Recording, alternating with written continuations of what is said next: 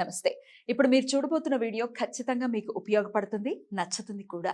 మరి మీకు నచ్చిన విషయం నాకు తెలియాలి అంటే ఈ వీడియోని మీరు లైక్ చేయాలి, షేర్ చేయాలి, అలాగే మన ఛానల్ని సబ్స్క్రైబ్ చేయాలి. మీ సపోర్ట్ని నాకు అందిస్తారు కదా. ఓకే, ఇప్పుడు వీడియోని స్టార్ట్ చేద్దాం. నమస్తే, వెల్కమ్ టు అవర్ ఛానల్. నేను పద్మిని. ప్రస్తుతంతో పాటు ప్రముఖ ఆధ్యాత్మికవేత్త, లక్ష్మీ నరసింహస్వామి ఉపాసకురాలు, ప్రముఖ న్యూమరాలజిస్ట్ శ్రీమతి స్రవంతి గారు మనతో పాటు ఉన్నారు. మాట్లాడదాం. నమస్తే అక్క. నమస్తే పద్మిని. అక్క, సంకష్టహర చతుర్థి వస్తోంది. ఏ మాసంలోనైనా రెండు పక్షాల్లో వచ్చేటటువంటి చవితి తిథిని అది వినాయకుడికి చాలా ప్రీతికరమైనటువంటి తిథిగా పరిగణిస్తూ ఉంటారు. వినాయకుడిని చాలా విశేషంగా కూడా కలుస్తూ ఉంటారు.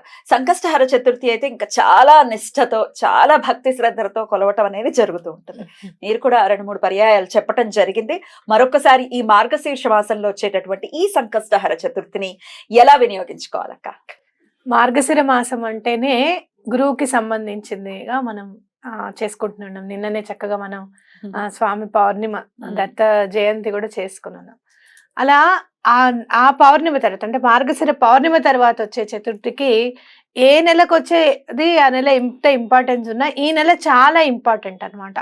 ఎందుకంటే గురువుకి మనం పూజ చేసుకున్నాం కాబట్టి అలా మనం ఎట్లాంటి విఘ్నాలైనా కూడా, మన బాధలు, ఈతిబాటలు, అలాగే పూర్వజన్మ పాపాలు పోవడానికి కూడా ఈ సంకటహర చతుర్థి చేసుకుంటే చాలా మంచిది.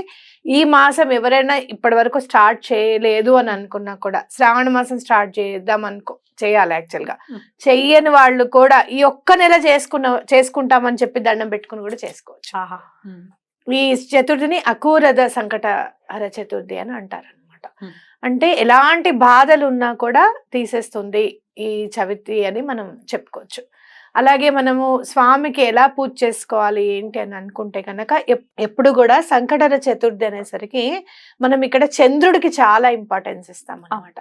అంటే చంద్రుడిని చూసిన తర్వాతే భోజనం చేయాలి. పొద్దున్నుంచి మనము ఉపవాసం ఉండి సాయంత్రం చంద్రోదయం అయిన తర్వాత పూజ చేసుకుంటాము. అలాగే చంద్రుడిని చుక్కల్ని చూసిన తర్వాతే భోజనం చేస్తాం.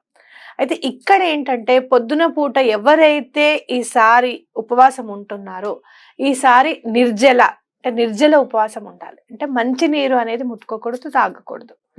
స్నానం చేసిన తర్వాత పొద్దున్నే చేసేసేయాలి. స్నానము చేసేసాక మంచినీరు ముట్టుకోకుండా చేసే ఉపవాసం చాలా ఫలిస్తుంది. అయితే ఎవరైనా కూడా ఎంతో కొంత ఆహారం ఇవ్వందే గనక మనం ముందుకు వెళ్ళలేం కాబట్టి పళ్ళు తినచ్చు.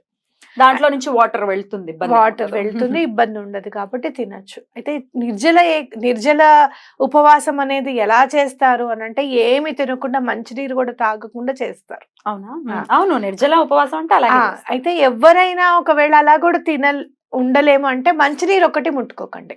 ఉపవాసం చెయ్యాలనుకునేవాళ్ళు, అసలు మేము చేయకుండా ఉండలేము, మేము టాబ్లెట్స్ వేసుకోవాలి, మాకు ఇబ్బందిగా ఉంటుంది అని అనుకున్నప్పుడు తప్పకుండా మీరు ఏదో ఒకటి తినండి. అన్నం తినకుండా ఏదో ఒకటి మీరు తిని కూడా చేసుకోవచ్చు. ఏదో ఒకటి అంటే పళ్ళు, ఇంకేం తినచ్చక? పాలు తాగొచ్చు. అంటే మనం మజ్జిగ తాగము, పాలు తాగొచ్చు.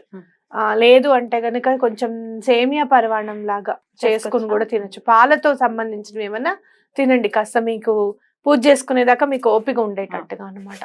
అస్సలు లేదండి మేము తినకుండా అసలు మేము చెయ్యలేము అనుకున్నప్పుడు భగవంతుడు మనకి కావాల్సింది ఏంటి అంటే ఆయన మీద ప్రేమ. అవునా కాదా? ఆ ప్రేమ ఉన్నప్పుడు ఇవన్నీ కూడా పక్కకి వచ్చేస్తాయి.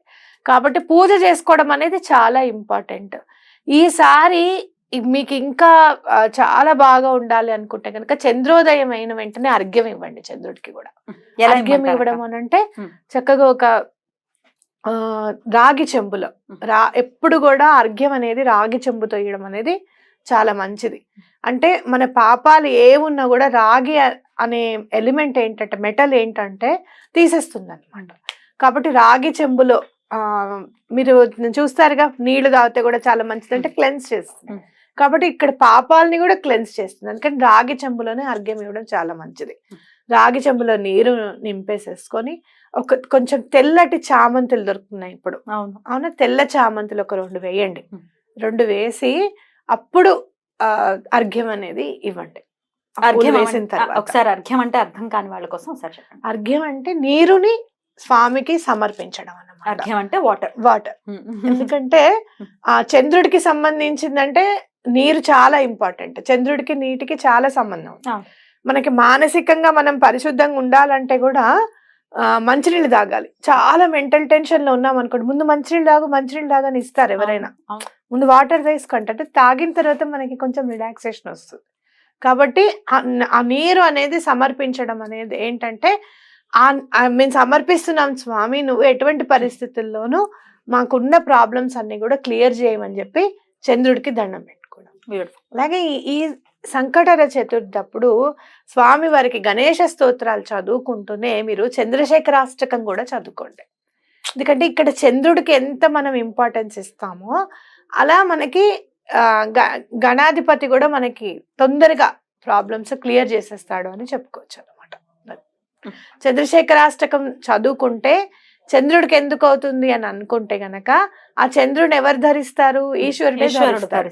కాబట్టి అక్కడ ఈశ్వరుని కృప, చంద్రుడి కృప, ఎక్స్ప్రెషన్ బట్టి మీకు అర్థమైపోయింది ఆన్సర్ చెప్పేస్తున్నా.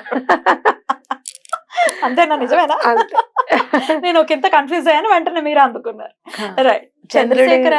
చంద్రశేఖరాష్టకం ఎందుకనంటే అలానే చంద్రుడి కృప, అలాగే మనకి మానసిక సమస్యలు ఏమన్నా ఉంటే కూడా చంద్రశేఖరాష్టకం చదువుకోమని చెప్తారు అనమాట.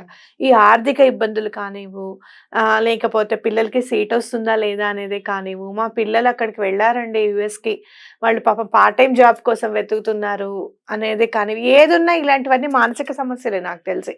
మానసికంగా చాలా దాని గురించి ఆలోచించేస్తూ ఉంటాము, కొంచెము బయటపడకుండా ఉంటాం ఎవరి దగ్గరైనా కూడా, అవునా కదా? కాబట్టి భగవంతుడి దగ్గర మాత్రం అలా బయటపడతాం. కాబట్టి చంద్రశేఖరాష్టకం చదవండి, ఎలాంటి ప్రాబ్లమ్స్ ఉన్నా కూడా క్లియర్ అయిపోతాయి. అసలు చంద్రశేఖరాష్టకం వింటూ ఉంటేనే ప్రశాంతత వచ్చేస్తుంది అక్క. చంద్రశేఖర చంద్రశేఖర చంద్రశేఖర పాహిమాం, చంద్రశేఖర చంద్రశేఖర చంద్రశేఖర రక్షమాం.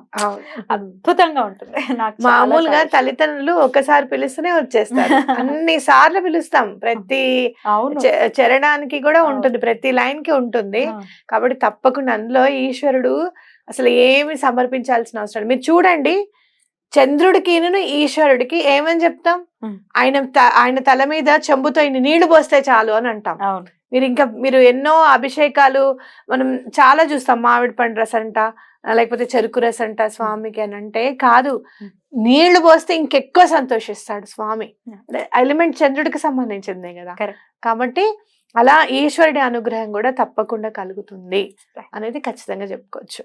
సో ఈ ఒక్క నెల చేస్తాము అనుకుని కూడా సంకష్టహార చతుర్థి చేసుకోవచ్చు. ఈ ఒక్క నెల, ఎందుకంటే చాలా మందిని నేను చూసాను, మేము ఏదన్నా అనుకుంటే ఒక 11 నెలలు చేస్తాము అని అనుకుంటే గనక మేము మొదలు పెట్టామండి, అసలు స్టార్ట్ చేయము. లేదంటే స్టార్ట్ చేసేస్తాం, మధ్యలోనే ఏదో గ్యాప్ వచ్చేస్తుందండి. అలాంటి వాళ్ళు ఈ ఒక్క నెల మేము చేస్తామని చెప్పి పొనుకొని చేయండి చక్కగా. తప్పకుండా ఈ పూజ చేసుకుంటే మంచి ఫలితం ఉంటుంది. ఇంకొకటి అదృష్టం ఏంటంటే ఆ రోజు శనివారం వచ్చింది. శనివారం నాడు శివ పరివారాన్ని గనక పూజిస్తే ఆ శనీశ్వరుడి కృప కూడా మన మీద ఉంటుందని చెప్పుకోవచ్చు. చక్కగా 6 మీరు పూజ చేసేసుకొని చంద్రశేఖరాష్టకం అది చదువుకొని దండం పెట్టుకుంటే, అసలు శనివారం నాడు ప్రదోష సమయం పూజ చేసుకోవడం అనేది పూర్వజన్మ సుకృతంగా భావించవచ్చు అన్నమాట. మనం శ్రీపాద శ్రీవల్లభుల చరిత్రలో కూడా చదువుతాం, ఆవిడికి అనుగ్రహం ఇవ్వడంతోనే ఆయన నృసింహ సరస్వతిగా అవతరించారనమాట. ఆవిడ కడుపున అలా పుట్టారు చక్కగా స్వామి.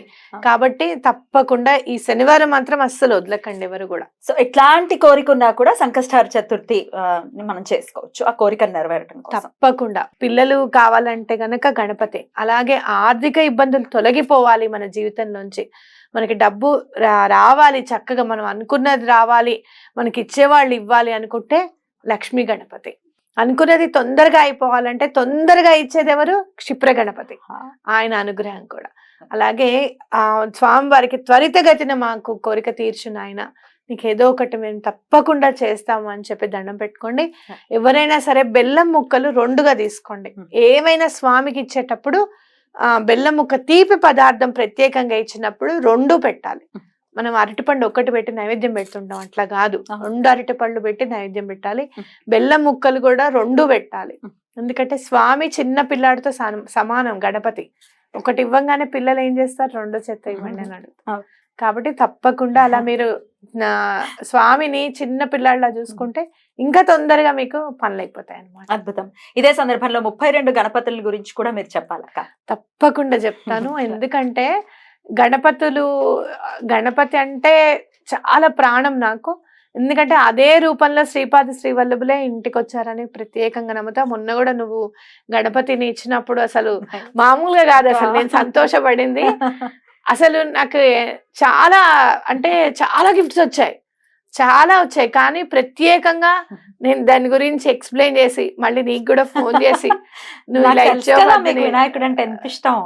వినాయకుడు అంటే చాలా ఇష్టం నాకు, కానీ నీకు అదే తీసుకురావాలని ఎందుకు అనిపించింది? మరి కనెక్ట్ అదే అంటే భగవంతుడు అట్లా వచ్చేసాడు అనమాట. ఇంకా అంతే, ఇంకా దాని గురించి అది అనుభవించాలి కానీ చెప్పడం చాలా కష్టం. మీకు కూడా అలాంటి అనుభవం మీ అందరికీ కూడా తప్పకుండా కలగాలి. అలా వెంటనే తొందరగా తీర్చేది మాత్రం గణపతి అని ఖచ్చితంగా చెప్పుకోవచ్చు. 100%. చాలా అద్భుతంగా చెప్పారక్క. ప్రతి ఒక్కరూ కూడా ఈ మార్గశీర్ష మాసంలో వచ్చేటటువంటి ఈ సంకష్టహార చతుర్థిని వినియోగించుకుని వాళ్ళ కోరికలు నెరవేర్చుకోవాలి, ధర్మబద్ధమైనటువంటి మనస్ఫూర్తిగా తెలియజేస్తూ రైట్ అక్క. Thank you so very much. నమస్తే. నమస్తే.